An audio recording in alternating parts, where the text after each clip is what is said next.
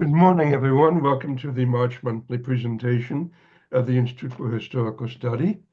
We do this on the third Saturday of every month at 10 a.m. Pacific time, except in December.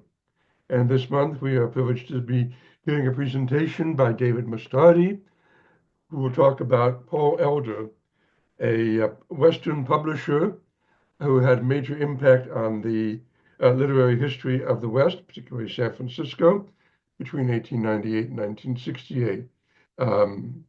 David is bringing out a book which will be published by the Book Club of California a little later this spring.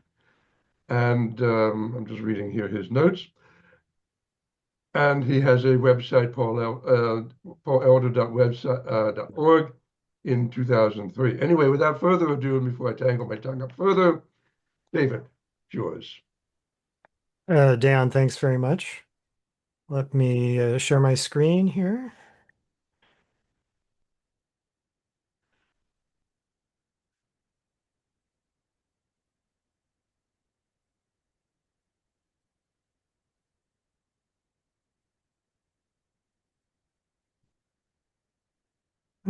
Can people see my screen? Yes. Yes. Yes, okay, great, thank you. Well, my wife Arlene and I are fans of the arts and crafts movement. One might even call us junkies. I mean, we live in an arts and crafts house. We have lots of arts and crafts furniture and so on. Back in 1997, I discovered a couple of arts and crafts books that were published by this fellow named Paul Elder. And I thought, I wonder if there are any more of these. And then things kind of snowballed from there. And within 7 years, I found myself owning enough Paul Elder material to curate an exhibition at the San Francisco Public Library. And then I started a website about Paul Elder, and then it wasn't long before people started calling me the Paul Elder guy, hence my upcoming book, and hence this Zoom presentation. But let's start at the beginning. So for 70 years, from 1898 until 1968, Paul Elder was the leading bookseller in San Francisco. And for the first 20 of those years, he was also the major publisher in the city, and he issued over 400 titles in those 20 years. His books were praised as works of art, and they're still collected today as art objects. But in addition, Elder created a new kind of bookstore with a well-earned reputation for carefully crafted artistic ambience, where his beautiful books were displayed on equal footing with pottery and metalwork and paintings and prints and jewelry. His store was profitable when many other bookstores were failing, and his novel approach gained both national attention and imitators. And so I'll be giving a capsule biography of Elder and a survey of his bookstores, and I'll show you a few of his books too. So we scheduled this talk to coincide with my forthcoming book, entitled A Western Publisher, which will very shortly be announced by the Book Club of California. The author event will be on Monday, May 11th at the Book Club on Kearny Street in San Francisco. And here's the frontispiece and title page.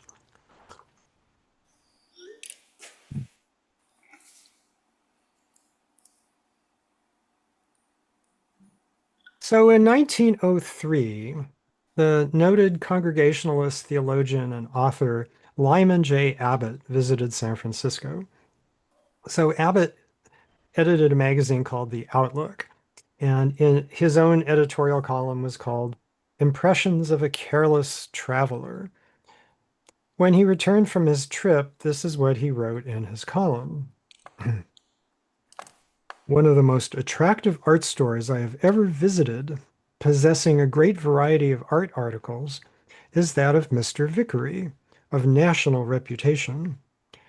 And not the largest, but certainly the most artistic and charming bookstore I ever visited, east or west, in America or Europe, is the bookstore of Paul Elder adjoining. They furnished conclusive evidence that there is a large cultivated constituency, both artistic and literary, in and about the city of San Francisco. Well, fine words indeed. So what was it about Paul Elder's bookstore that prompted Lyman Abbott to write these gushing words? So that's what I want to show you today. So David Paul Elder was born on New Year's Day in Harrisburg, Pennsylvania in 1872. His given name was David. The family moved to San Jose, California when he was just a toddler. When he was about 8, the family moved up to San Francisco, and he later attended Lowell High School. So in 1889, Paul gets his first job as a clerk at Wells Fargo Bank. He's only 17 years old at this point, and unlike his older brother Robert, there's no record of him graduating from Lowell. The simplest explanation is that Elder left school early and got a job at Wells Fargo to help support the family. The first key moment in his life happens in 1890 when Elder, at the age of 18, gets the job that sets him on his career path. He lands a sales job at the bookstore of William Doxey, a transplanted Englishman. And Doxey's bookstore was in the Palace Hotel, the swankiest, most elegant hotel in town. And in 1890s literary San Francisco, Doxey's bookshop was the place to be. Here's where Doxey's was located, just a few doors away from the hotel's main entrance on Market Street. The foot traffic at this location would have been absolutely tremendous. So here's the inside of Doxey's bookstore. And it's a nighttime shot, but it looks like what you might expect a bookstore to look like, right? There's books and there's books and there's more books. And you can see that there's a balcony level. There was also a lower level with lots more books and a 20-year-old Paul Elder standing at the right, pretending to be a customer in this marketing photograph. So Elder spent 7 years working for William Doxey. And during that time, he watched and he learned how the business worked. So Doxey sold books, but Doxey also published books. Bookseller publishers are unusual today, but they were much more common back at the time. And Doxey was pretty good at it.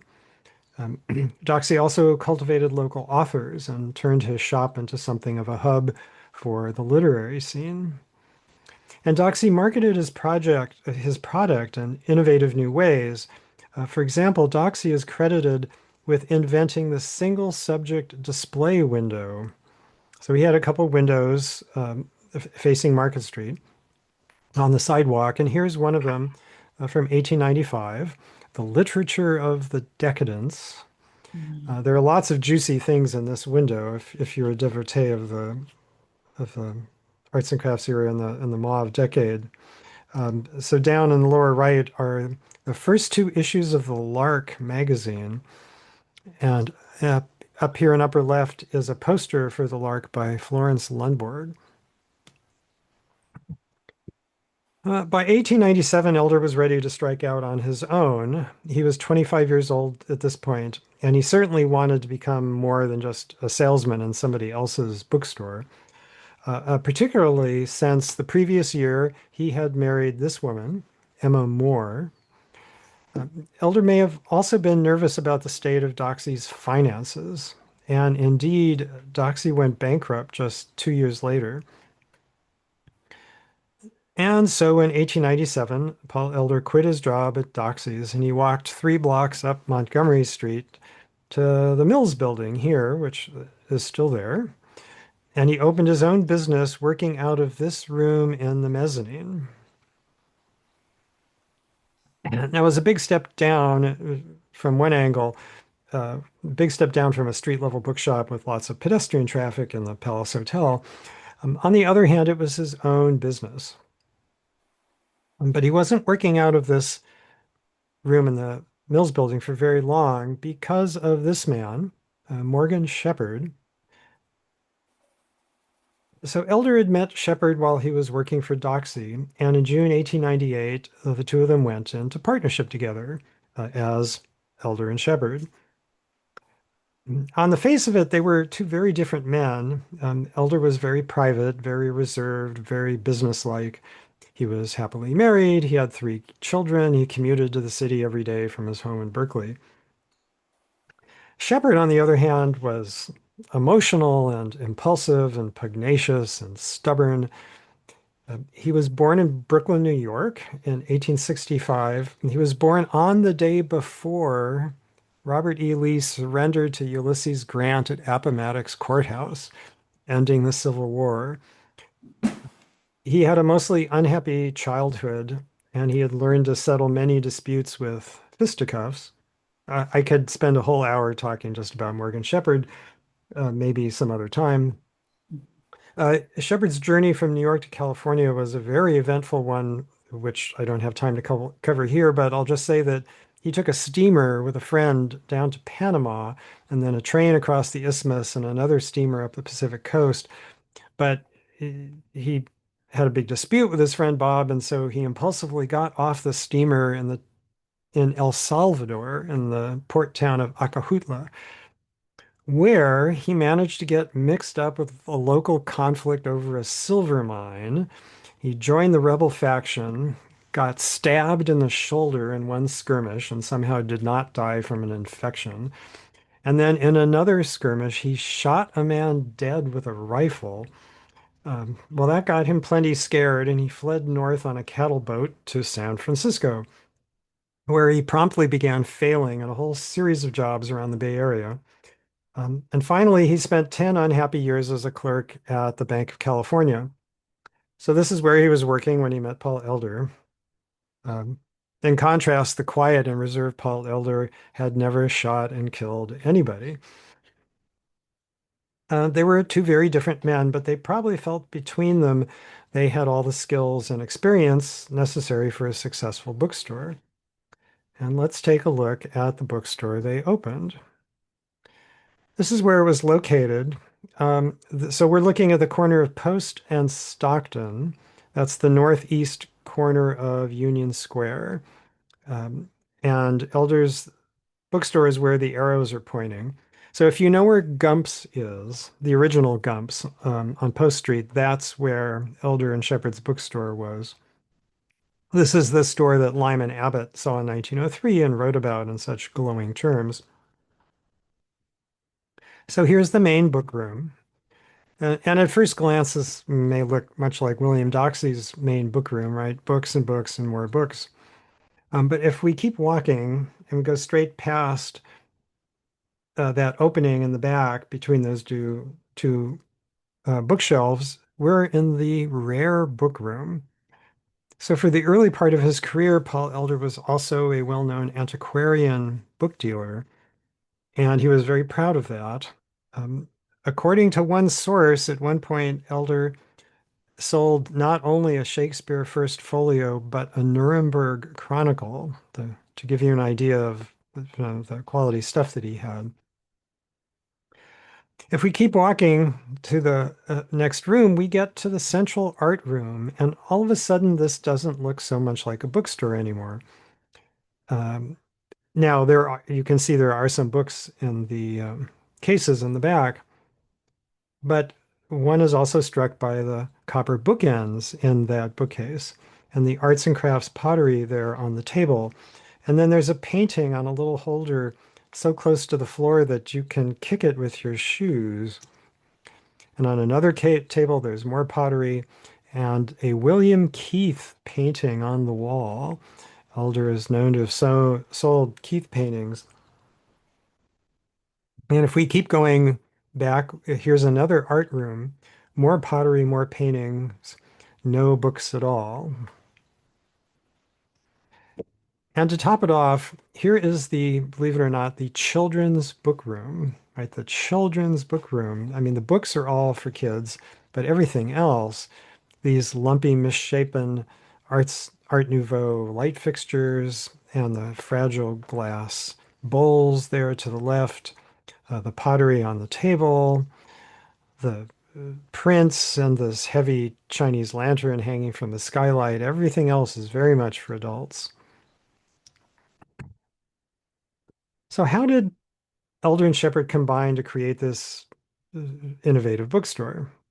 So let's hear what Shepherd had to say. I'm going to read from an autobiographical piece he wrote in 1945 when he was 80 years old. So this is about 50 years after all of this had happened. Hmm. In 1898, I made contact with Paul Elder, bookman of San Francisco. I had then married Mary Elliott Putnam, daughter of Saul Putnam and niece of Josiah Whitney. So Josiah Whitney was the man for whom Mount Whitney was named. I started the firm of Paul Elder and Morgan Shepherd on $2,000, a capital of Mary's money, and $2,000 of book stock of Elder's. That was in June 1898.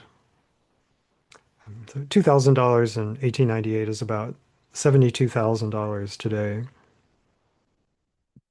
With the $2,000, I designed and decorated and fitted out a unique shop. I had charge of the art and curio department. I had a wide acquaintance with Chinese and Japanese merchants who consigned many treasures. These sold well at outrageous profits. The shop became popular with the rich and often vulgar. January 1st, 1899 showed big profits. So it was that Paul Elder brought all the books to the partnership and Shepherd brought all the art. Um, Elder had 7 years experience at Doxy's, good head for business, and Shepherd was the artist and the designer and the published author. So in addition to this unique bookstore, Elder and Shepherd immediately started publishing books. We'll take a look at a few of my favorites. So this was the very first book they published, By the Western Sea, poetry by Marshall Ilsley, who was a family friend of Shepherd's wife, Mary. So the wraparound cover design and the calligraphy is all by Shepherd. I've always thought this was a very, very attractive cover, especially for a first book. The title page is very plain, but livelier title pages are coming soon. Uh, this is, in my opinion, the most handsome book published by Elder and Shepherd, beautifully bound with a vellum spine on high-quality Italian paper, Wayfarers in Italy. The title page art here is again by Shepherd. The frontispiece there on the left is a drawing of a town called Ascoli Piceno, which is in the Italian region of Le Marche. And as it happens, Ascoli is just 20 miles from where my own grandfather was born. Arlene and I were in Ascoli 4 years ago, where I was able to find the exact same spot. 120 years later, and almost nothing has changed. Wayfarers in Italy is excellent travel writing from Catherine Hooker, and she was Morgan Shepherd's sister-in-law.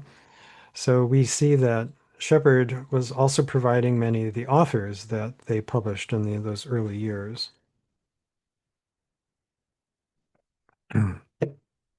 Into the Light. So this is poetry by the future San Francisco mayor, Edward Robeson Taylor. And we see there are two different cover designs for the same book. Elder did that a lot.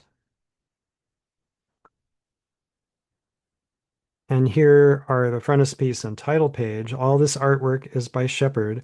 As you can see, very, very Art Nouveau. Lots of sinuous, wavy lines in bold colors and lots of botanical forms, as are the internal text pages.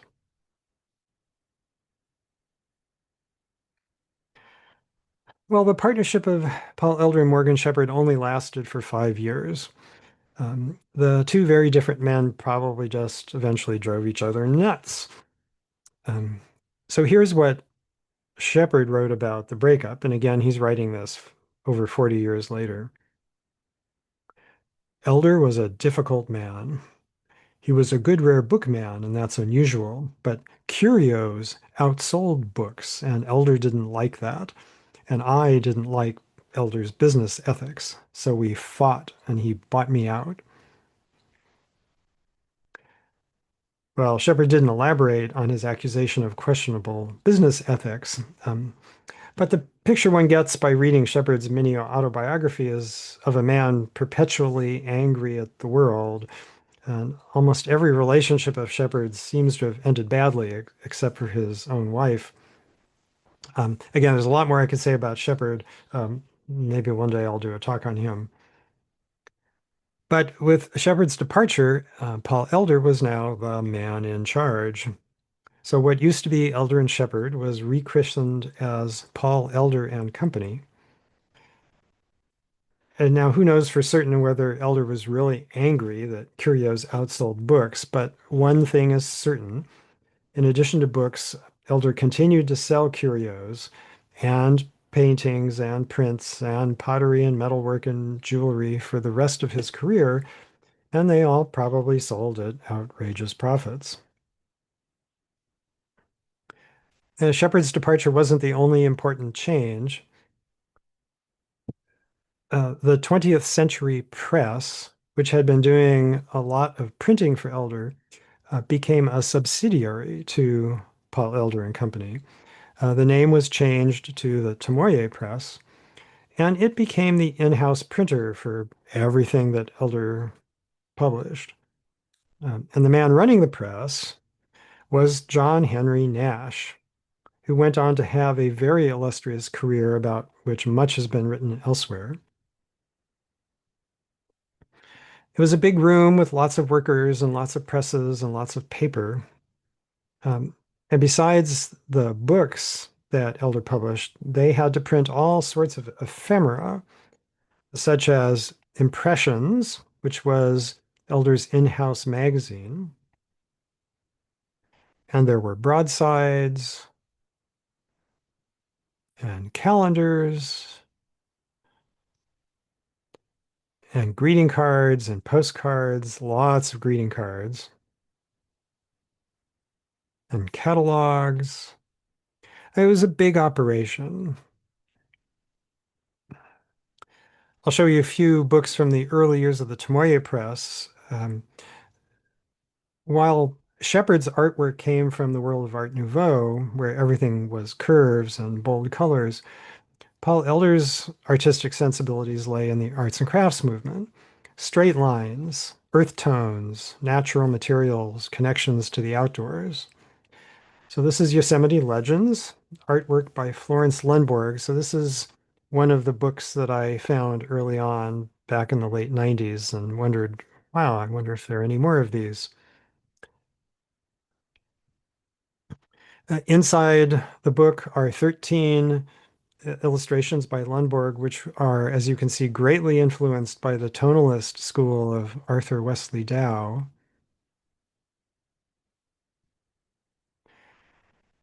Here's one of the most influential books that Elder published, The Simple Home by Charles Keeler, who in 1904 was president of the Berkeley Hillside Club. As it happens, I am the historian at the Berkeley Hillside Club, and later this fall we will celebrate our 128th birthday. The club was founded in 1898 primarily to prevent ugly houses from blemishing the otherwise unspoiled Berkeley Hills. And by ugly houses, what they meant were Victorians. But if you're not going to build an ugly Victorian house, what kind of house do you build? Well, you build an arts and crafts house. And that's what this book is about. The Simple Home became a manifesto of sorts for the Hillside Club, a snapshot, if you will, of the California expression of the arts and crafts movement. If I were to choose, say, one book as a candidate for the role of the prototypical Paul Elder book, this might be a good one. The garden book, again, you can see multiple covers depending on the customer's price point. The leather edition on the right would have been more expensive. Beautiful decorations on the title page.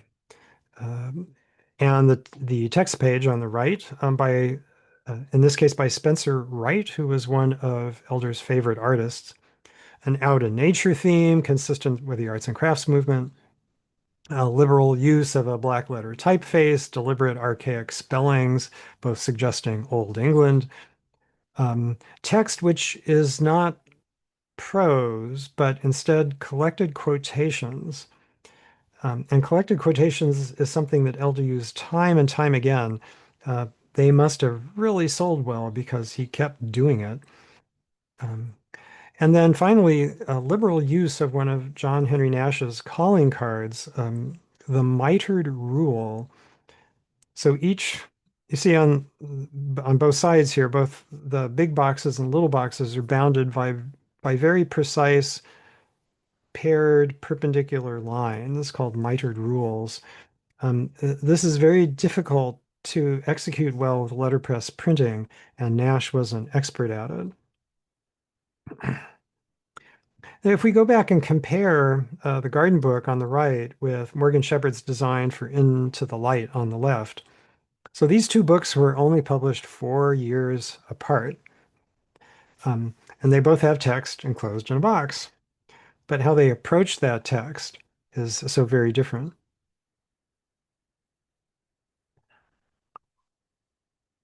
Well, in 1904, Elder opened a branch bookstore in Santa Barbara on Chapala Street. This was right across the street from the very large and swanky Potter Hotel. This at this time now, 1904, Paul Elder was right where he had worked so hard to be. His bookstores were successful, and his publications were popular, and his curios sold at outrageous profits.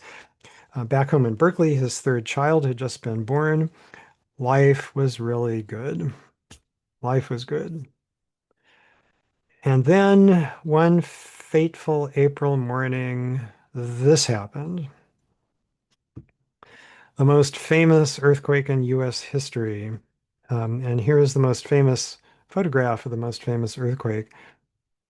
Arnold Genthe pointed his camera down Sacramento Street from Nob Hill. Paul Elder's bookstore is down there inside the clouds of smoke. I've always felt this was an amazing photograph of the human condition. Um, uh, that house over on the right, you can see the whole front wall just fell out onto the street. There's a piano on the second floor almost ready to fall out too. And yet people are sitting in chairs on the sidewalk and they're simply watching the city burn. I mean, they're probably all just in shock, except that it would get worse because by the next morning, April 19th, everything that you see in this photograph was completely gone, burned to the ground. So this is the photograph I showed you earlier of Paul Elder's bookstore, but what I didn't show you were the clouds of smoke in the background. So in fact, this photo, the only known photograph of the outside of Elder's bookstore, was taken the morning of April 18th, 1906, after the earthquake, but before the fire swept through. So this was taken from the top of the St. Francis Hotel. This is part of a much larger panorama.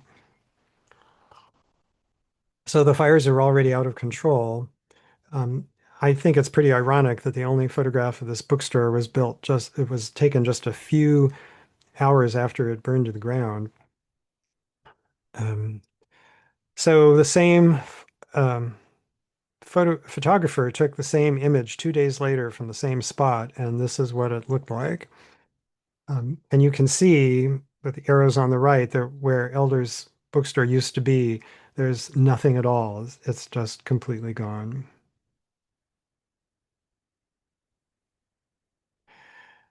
Amazingly, the first thing that Elder did after the disaster was that he published a book.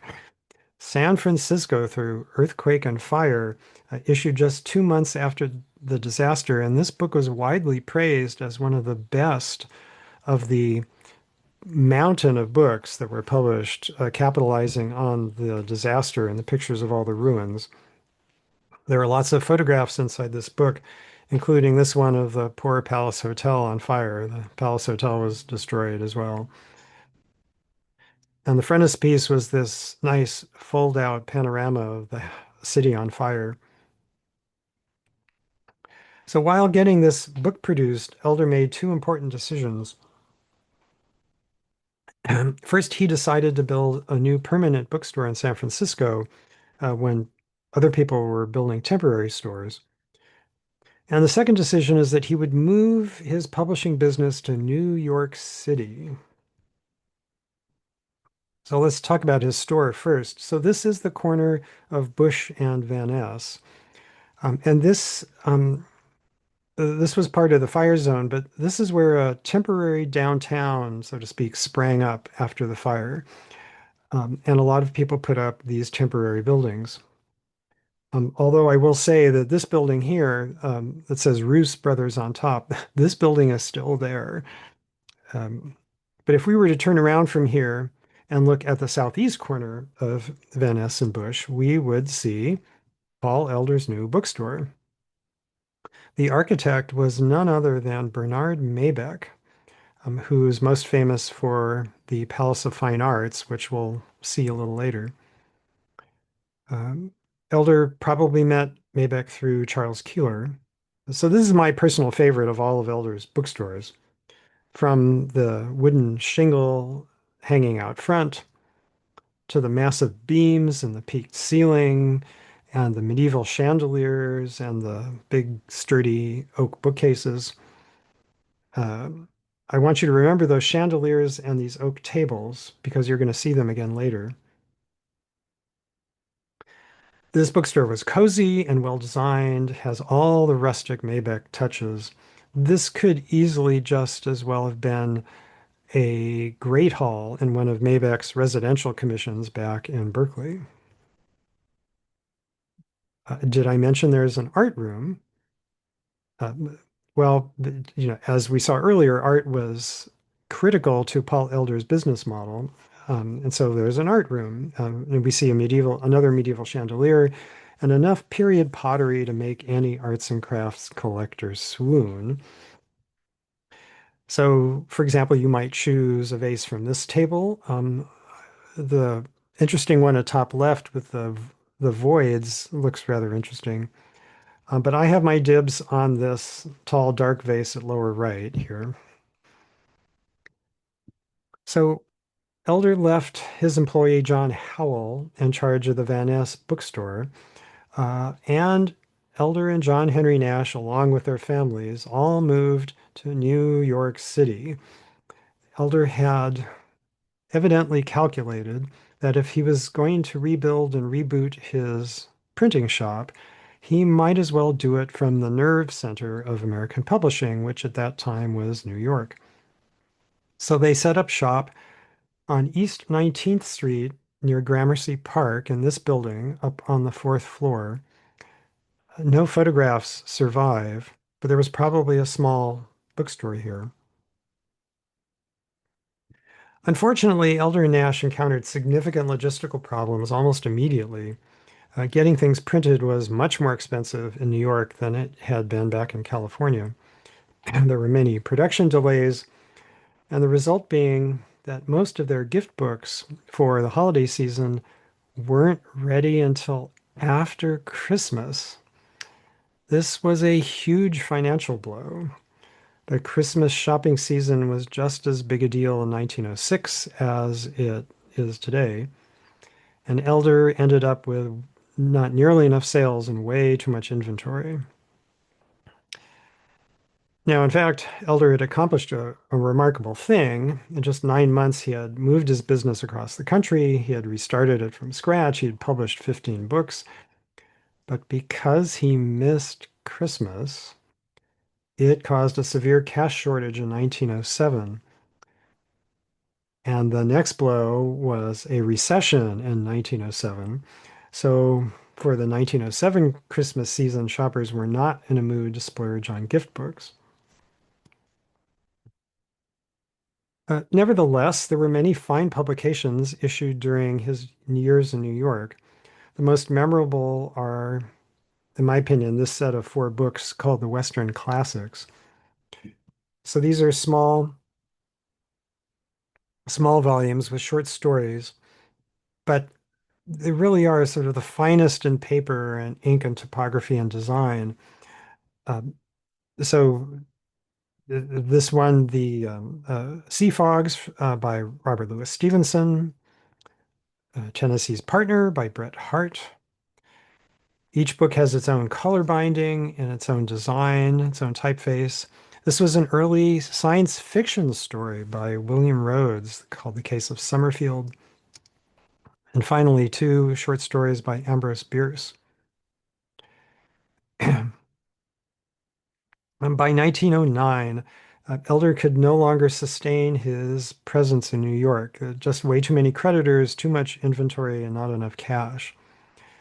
And on top of that, back home, he had taken out a lease on a new building downtown. So it had become clear that the new San Francisco downtown was going to be rebuilt right where the old San Francisco downtown was. So by February of 1909, Elder and Nash were back home. And just in time to open the new bookstore. Now, here's a photograph from just after the fire. This is the northwest corner of Post and Grant. That tall building in the center is the Shreve building, which had been completed just before the earthquake and was burned out. But the shell was saved, and that building is still there. The ruins of his 1898 bookstore are just out of frame to the left. And the new bookstore was built just to the right of the Shreve building. And this is what it looked like. So there was a pair of twin buildings that were built there, and Elder was in the building on the right. This picture was taken in the 1950s, long after Elder had left. But this was, these 2 buildings are still there, although one on the right has been much remodeled. And this was the main book room at his Grant Street bookstore. What a room it was. A combination main floor and mezzanine, designed once again by Bernard Maybeck. The San Francisco Chronicle positively gushed over this room, saying that while it is a bookstore, it has about the same degree of commercial appearance as a Gothic cathedral. It's been 3 years now since the earthquake and fire. Downtown is just getting revitalized, and what a reason to come downtown is to come and shop in this room. And so if we think back to what Paul Elder and Morgan Shepherd were trying to do back in 1898, Paul Elder is still trying to do that. Books, yes, of course, lots of books, but lots of other things too. Oh, excuse me.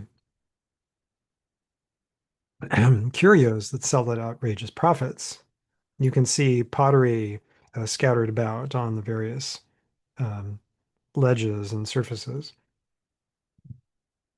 Carefully constructed ambience, right? There's nothing here that even looks remotely like a cash register or a checkout sales desk. If you wanted to buy something, you would hand it to a clerk.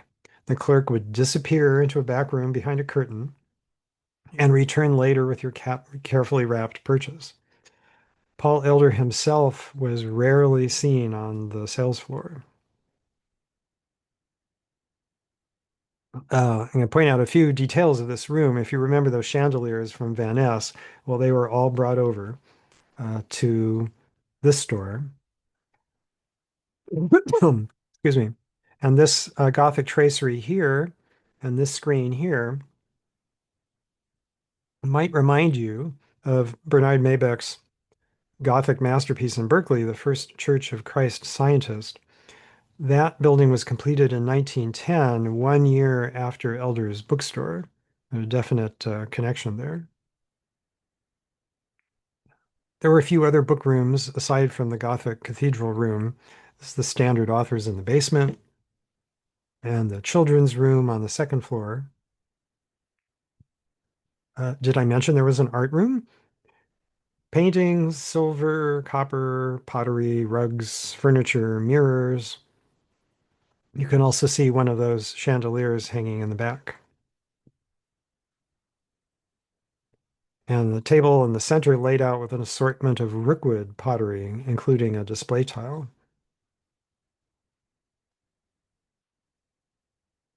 And 2 years later, in 1911, Paul Elder and his printer, John Henry Nash, had a unfortunately acrimonious divorce. Excuse me. Nash finally got tired of having very tiny budgets to do the kind of printing that he really wanted to do and that Elder wasn't willing to give him. There was a lot of shouting, and they weren't on speaking terms for many years. And again, Nash would go on to have a very sterling career.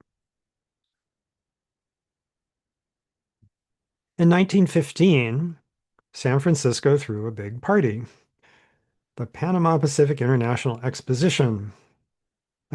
Ostensibly, the fair celebrated the opening of the Panama Canal, but everybody knew that in reality, the fair was all about San Francisco proving that it had recovered from the earthquake and fire 9 years before. And Paul Elder had a booth at the fair in this building, the Palace of Liberal Arts.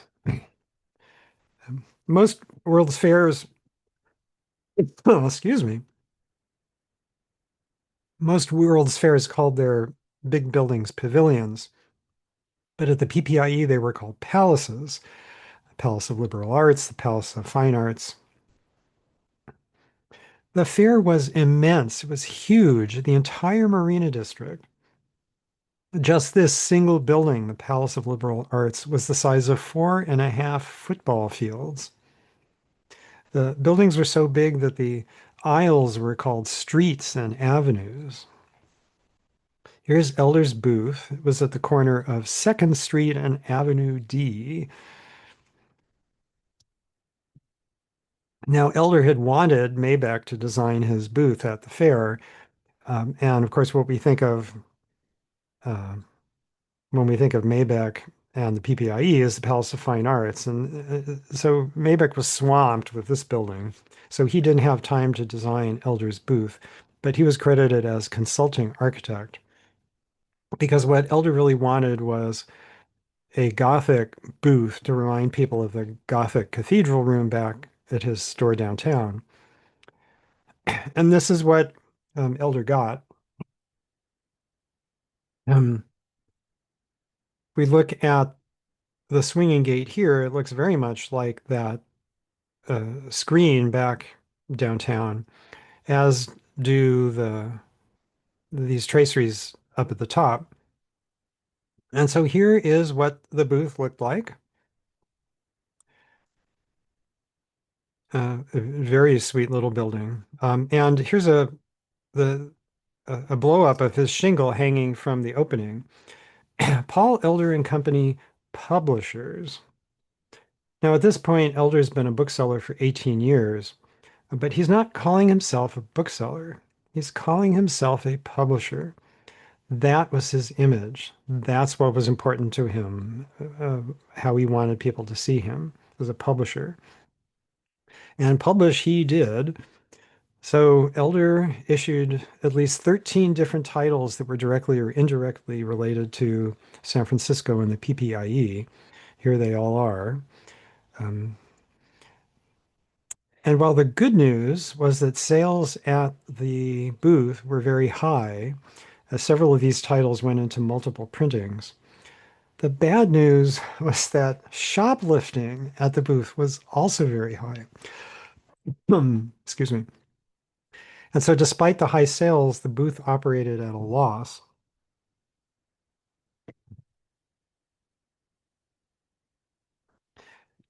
In 1921, after 12 years on Grant Street, Paul Elder moved his bookstore around the corner to 239 Post, directly across the street from where the first bookstore had been, the one that had burned down. He probably moved because this location was larger, more room for merchandise. The store was here for 27 years, longer than any other location.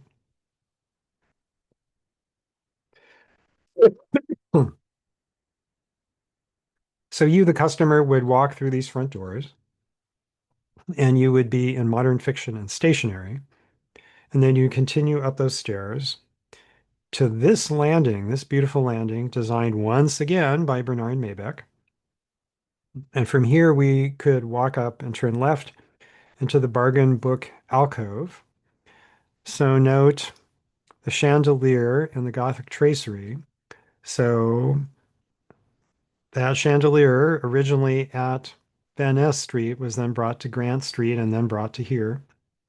And that screen brought from Grant Street.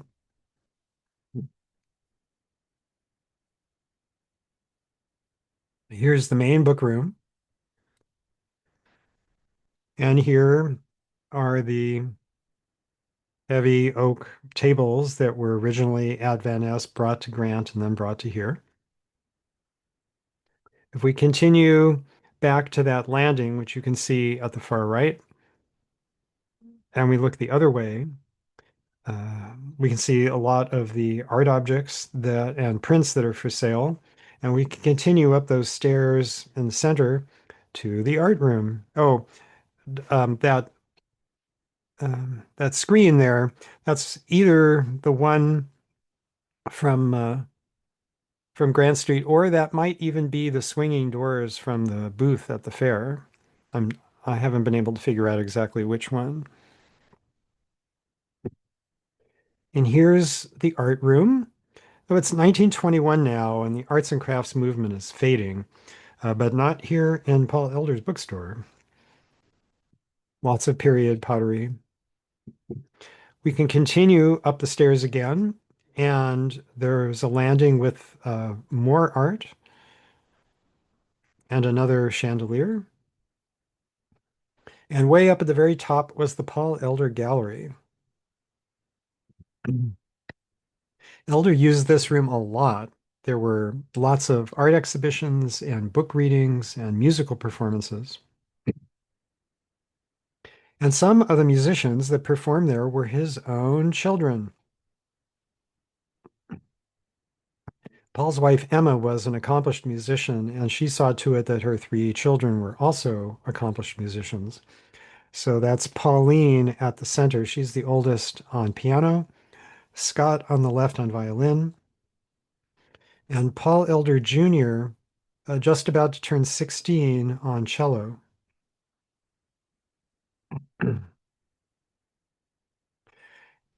And 10 years later, in the bookstore, who turns up working there but Paul Elder Jr.?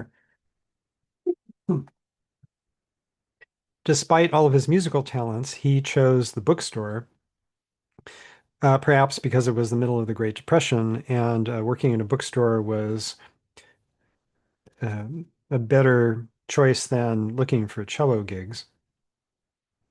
Paul Sr. is in his 60s now, and he's planning his retirement, and Paul Jr. is the future of the family business. Paul Sr. eventually did retire in the early 1940s, and here he is with Emma at their 50th wedding anniversary in 1946. His health began to fail about this time, and he passed away in 1948. Well, upon the death of his father, Paul Elder Jr. was now the Paul Elder. And what was the first thing that he did? He moved the bookstore around the corner to the corner of Sutter and Stockton. So if you're familiar with the Sutter and Stockton garage, this bookstore was kitty corner from that, where the Hyatt Union Square Hotel is now. So here are Paul and Eloise, his wife Eloise, at opening day, June 1st, 1948. No need to climb stairs now at Paul Elder's because there's an elevator. No more unhappy, sweating customers trudging up the stairs. Instead, they are Romeo and Juliet. What light through yonder window breaks? The contrast between the old store and the new store could not be more pronounced. Goodbye arts and crafts and hello mid-century modern. White walls, white ceilings, white fluorescent lights. Everything was different. This is the only Paul Elder bookstore to look like a modern bookstore. They did bring a couple of Maybach's wooden screens along and one of the Gothic window elements, but this was the only nod to the old store. If you're wondering what happened to all those medieval chandeliers and big oak tables, the answer is that I don't know, but they may well have been discarded because in 1948 nobody wanted arts and crafts. Paul Jr. continued the tradition of the single subject display window. Here's a 1958 book from Dear Abby. And he did lots of book presentations in the store, including the occasional puppet show. Well, as I mentioned, oh, actually, I neglected to mention this, didn't I? In 1918, Paul Sr. had retired from publishing because the economics were just too oh, excuse me. The economics were just too onerous, and he had too many debts left over from the New York years.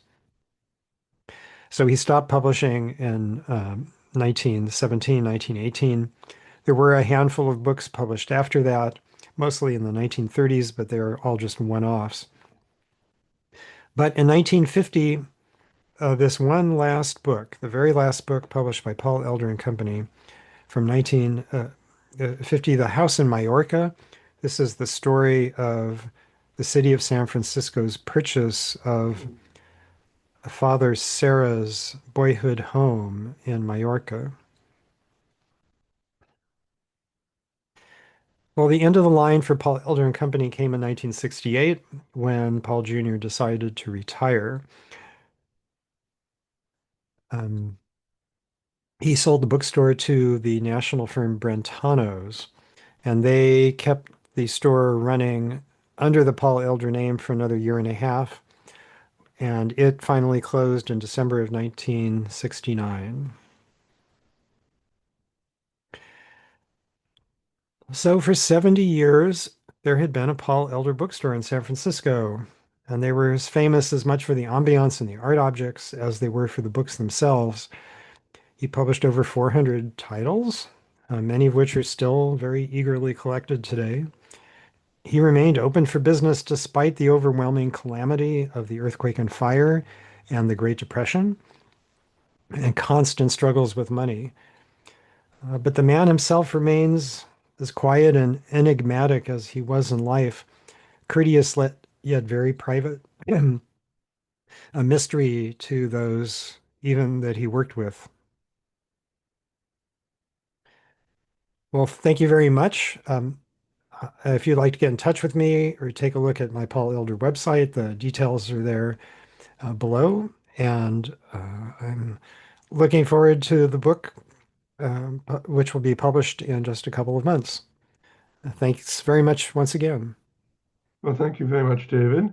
That was a fascinating look at much of the history of San Francisco through one family's eyes, actually father and son's eyes, which is really quite an interesting perspective.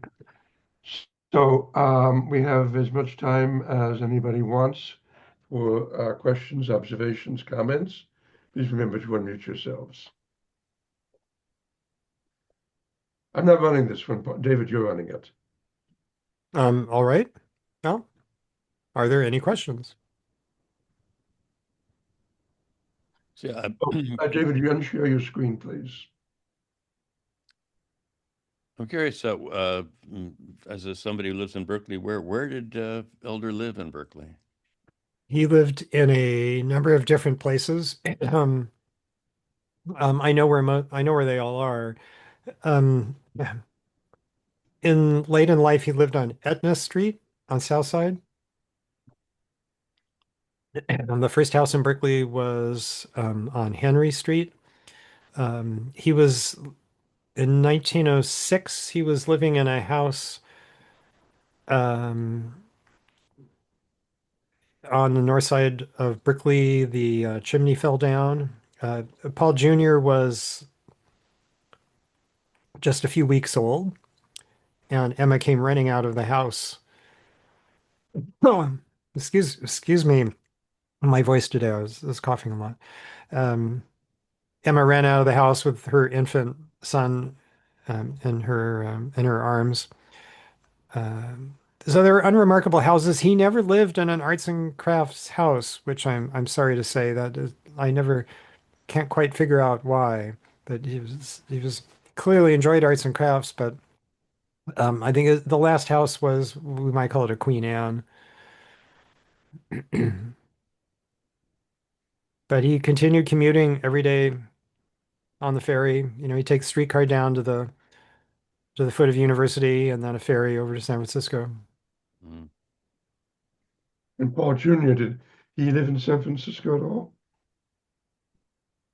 Um, that's a good question. I'm not, hmm, I'm not 100% sure where Paul Jr. lived in later years. I mean, there aren't, the census stops at 1950 right now, so I'm not completely certain where his residence was.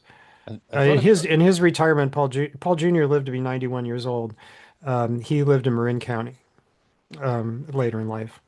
I thought I saw in one of your slides, a reference to, um, in then one of the newspapers, to one of the elders living at 701 Stockton. Um, mm, anyway, Um, well, I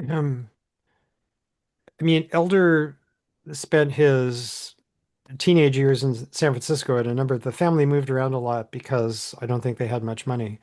But almost his entire adult life, Paul Sr. lived in Berkeley. mm. Um, So am I right that that Scribner's is an example of a bookseller and publisher that now is just a bookseller? I mean, that they went the other way from being both they stopped having the shops and that then became just a publisher.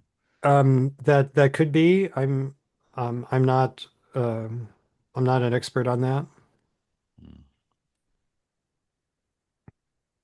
I have a kind of a side question. The first partner, Morgan Shepherd. yeah, Shepherd, why did he take a ship to Panama? The Transcontinental Railroad was in operation at that time. Why didn't he take that? So, to any prospective biographer, Morgan Shepherd is a far, far more interesting human being than Paul Elder. Elder is this blank wall because he never talked about himself, and he was very private. Morgan Shepherd, on this other hand, he was right out there. He was always being taken advantage of by his partners. It is quite an interesting life. He I think he wanted to see the world, and he had a friend um that I think the original destination was Peru, Mm. Mm. and one of the things that happened was that Shepard fell in love with a woman on the ship as they were going down to Panama. The problem was that she was already engaged to somebody else. And he was determined to follow her anyway. And his friend Bob, that he had gone on this trip with, didn't like that. Um, and so they had a fight. Again, this is to hear Shepard tell the story. One of the things about Shepard is that almost everything we know about him comes from him, that there aren't too many external um, confirmations, so we kind of have to take his word for it. But basically, they had a big fight on a beach, and if a fist fight, because that's what Shepard had was used to doing. And if Shepard won, then he would follow this engaged paramour down to Peru, and if Bob won, then they would change their tickets and go north. And so Bob won the fight, and so that's what they did.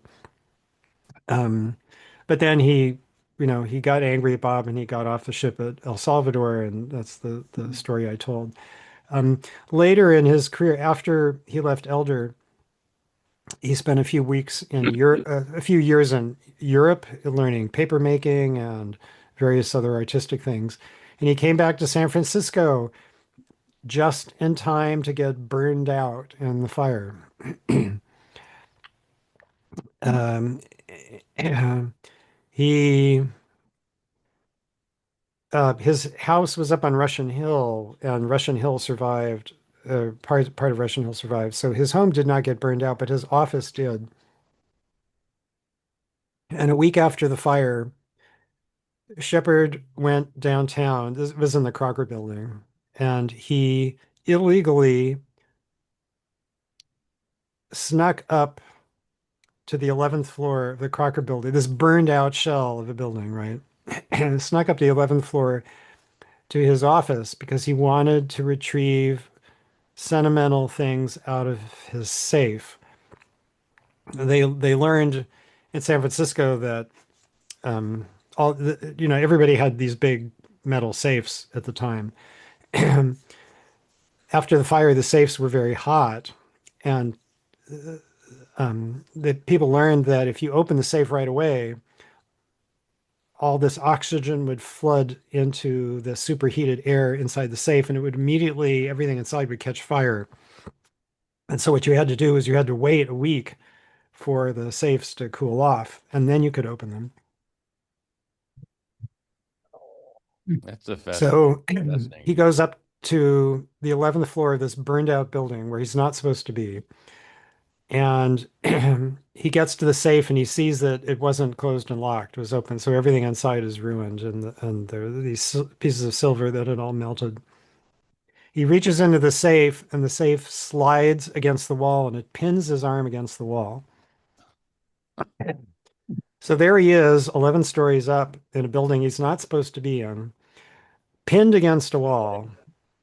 He badly injured his shoulder doing this, and gave him trouble for years and years afterwards. So he picks up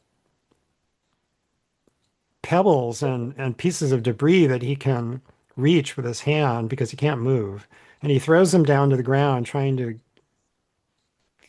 get attention with somebody down on the ground. Unfortunately, he does, and so he's eventually rescued.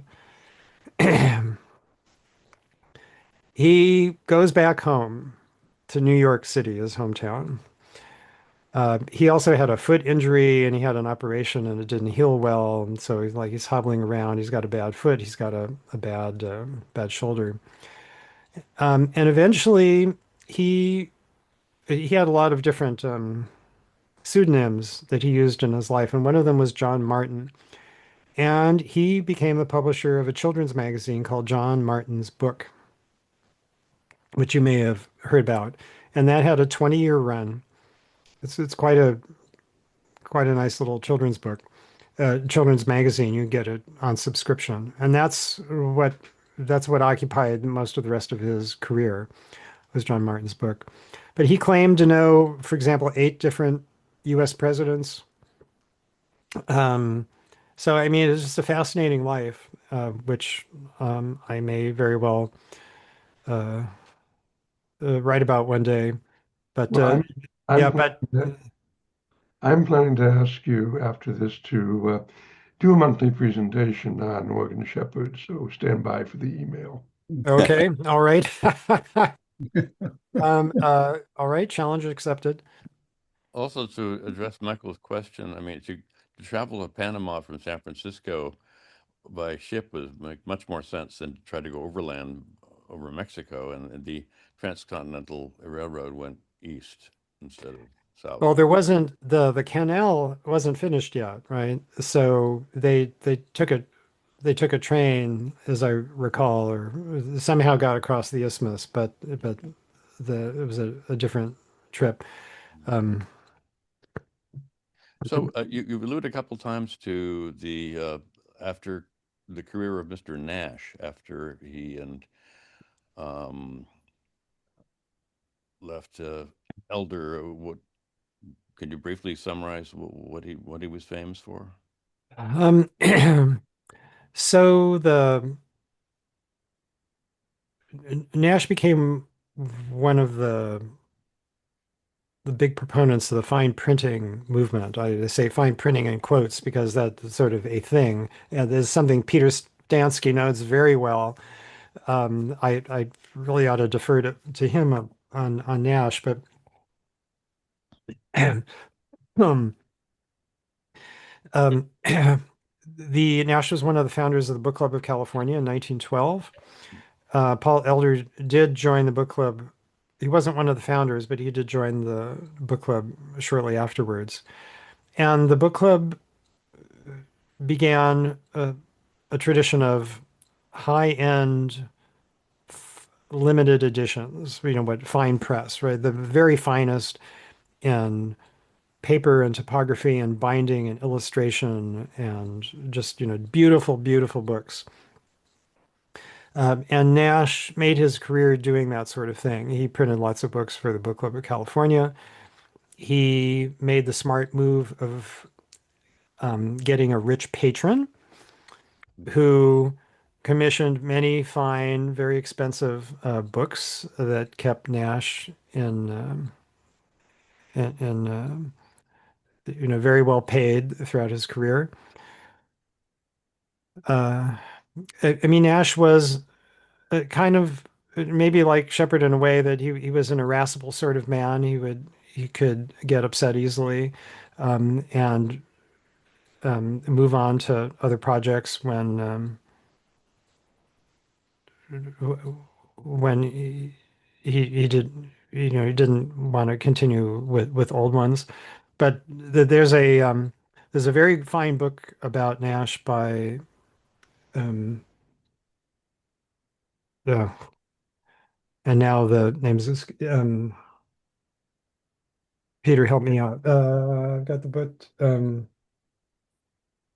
on a sec. Art. Robert Harlan, how could I forget his name? Anyway, John Henry Nash, The Biography of a Career by Robert Harlan. That's the definitive work on John Henry Nash.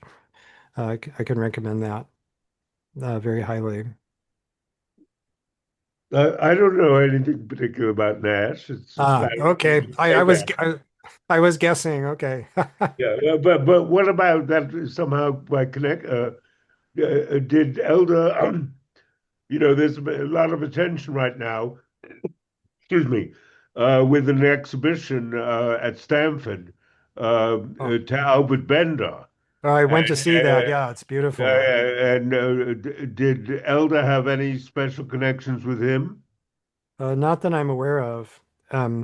Elder, there, I would say that only a small number of Elder's books would qualify as fine printing. And Nash printed almost all of those. Elder was, I guess, Elder's more interested in producing books that would be bought by the the general public. It's been I'd say one of the knocks about Elder is that from the fine printing community, if you will, that they weren't up to snuff. They're in the same way that that the Book Club of California, focused on the fine printers of the 20s and 30s, Nash and the Grabhorns and Lawton Kennedy and people like that. Um, and not so much on Paul Elder, who was not really focused on fine printing, which was just fine. I mean, lots of people weren't, because fine printing meant that, you were spending a lot more for a book than an ordinary book, right? Is, 5 to 10 times the cost of a typical book that you'd pay for these fine editions. So it was certainly a specialized market. Is there an irony that your book is being published as a fine print book by the book club? Yeah. And presumably, not, well, how can we put it? The book club books are quite expensive. They are quite expensive. Yeah, yeah. I think the Book Club of California is the perfect publisher, frankly. I think it's for a long time I was, worried that, well, I thought that, the book club wasn't really concerned about Elder that much. But I'm glad that they've come around to my way of thinking. And, Elder was a, significant publisher in San Francisco at the time. I mean, the only other bookseller publisher that can come close would have been Alexander Robertson at the time, because he published in the Philopolis Press books, but there weren't nearly as many of those, and they weren't made quite as well. Uh,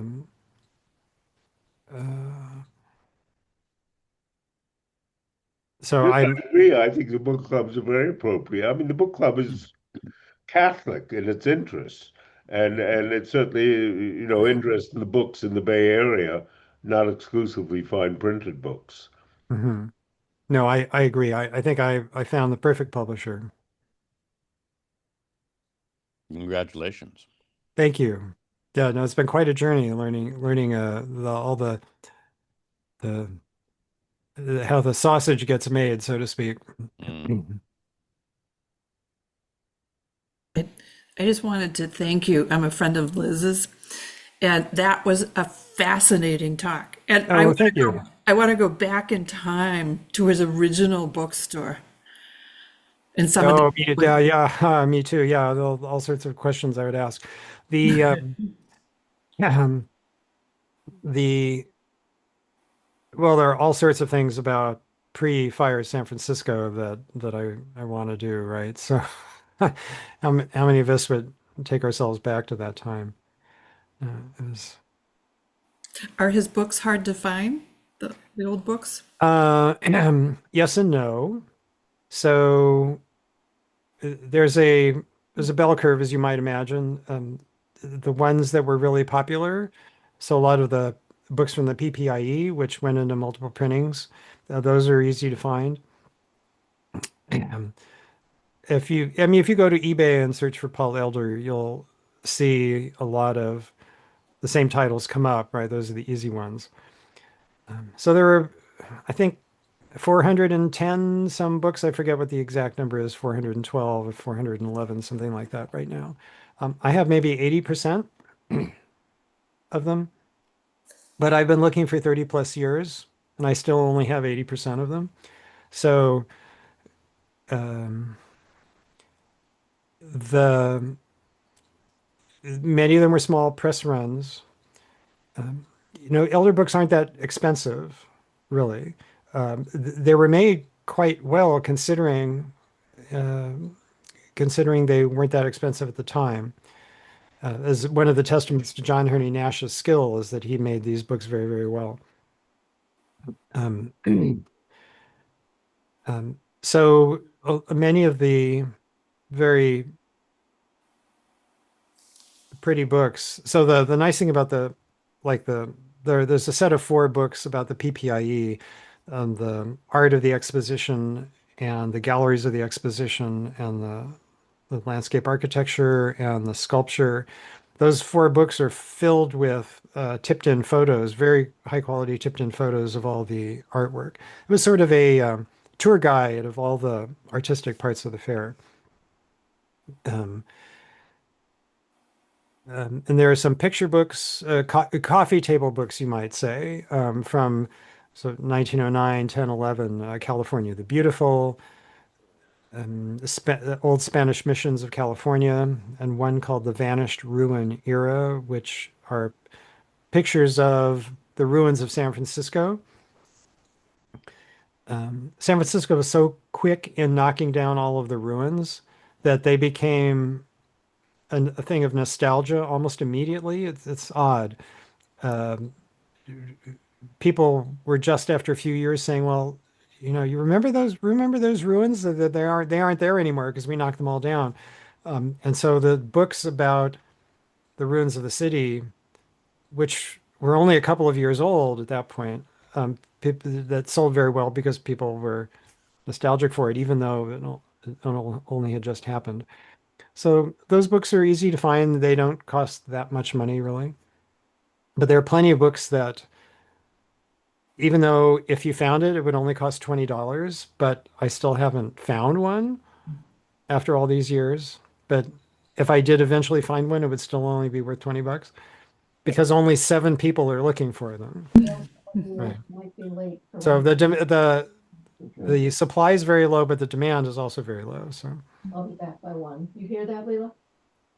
So we should keep your number on speed dial in case we ever find one. yeah, I would not mind. Yes. Yeah, though I have been worried. My wife warned me years ago that if I make a big deal about Paul Elder, I'm sort of increasing the number of people who might buy the books and sort of torpedoing my own search. So, Or more but people that will help you get them. yeah, Well, at the time, ruins were European ruins. The romance of them was very popular, and we were envious Americans of not having as many ruins. not having our own ruins. Yeah. In fact, in Delaware, the DuPonts at Winterthur created a ruin and modeled after Roman ruins, just so they could have a ruin. Yeah, there's a famous poem after the fire called "The Damnedest Finest Ruins." Well, I mean, there is one ruin that is still there. There's this marble portico called the Portals of the Past. It's in Golden Gate Park on one of the lakes, Lloyd Lake, I think it is. That was the portico of a house on Nob Hill that burned down, the town mansion. That picture is on the cover of the Vanished Ruin Era. It's a very famous portico with you could see the ruins of City Hall in the center of through the center of the marble columns. So that whole portico was moved down to Lloyd Lake and Golden Gate Park, and it's still there 120 years later? Yeah. Oh, yeah, right. So this year's 120 years since the earthquake on April 18th. So if you've never gone down to Lotta's Fountain at 5:18 a.m. on April 18th, it's a fun thing to do. There aren't any survivors anymore, but it's still kind of fun to do. But you have to get up really early. Any other questions? No, well, thank you very much, David, again for the You're very welcome. slice of life in San Francisco. Next month, we'll have an open forum where we're inviting, well, basically anybody, but we're focusing on people who immigrated to the United States, or whose parents, or whose grandparents, or whose ancestors crossed the Bering Strait 11,000 years ago, and asking them if this immigration experience had anything to do with their interest in history, since we are, after all, a history organization. You'll be getting a flyer for that very shortly. And so after that, I don't remember, May, June, etc. But you'll see it in the newsletter. So thank you again, David, and thank everybody for attending. You're very welcome. Very nice day out there.